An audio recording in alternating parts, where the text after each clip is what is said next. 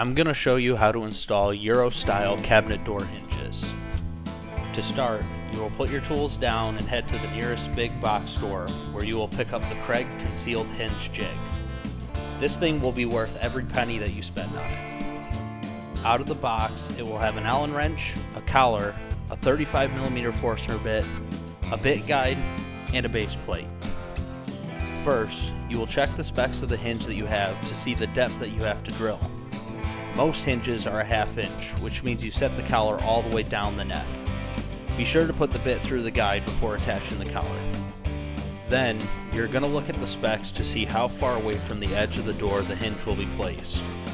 Based on that, you will set these gray dials to the corresponding number. In my case, the hinge was 3mm away from the edge of the door.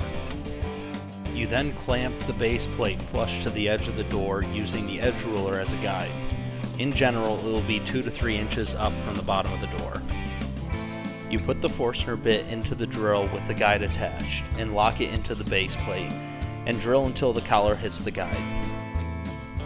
Forstner bits are notoriously messy, so it's handy to hold a vacuum up to the jig while you're drilling.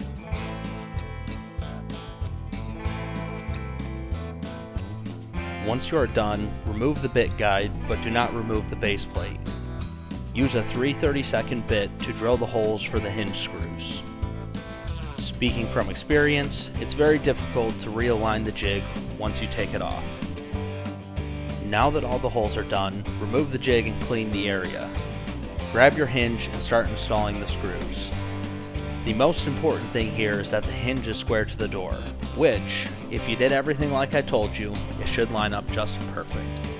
If not, you can always head back to Home Depot for another door. To make installation easy, set the door on a block of wood that puts it at the perfect height. Push the edge of the hinge flush with the face frame. Drill pilot holes in each of the hinges and install the screw. There are 2 screws on each of the hinges that can adjust the fitment of the door. Use these to ensure all the gaps around the door are uniform. If you found this video helpful or want to see the full shop cabinets build, be sure to like and subscribe.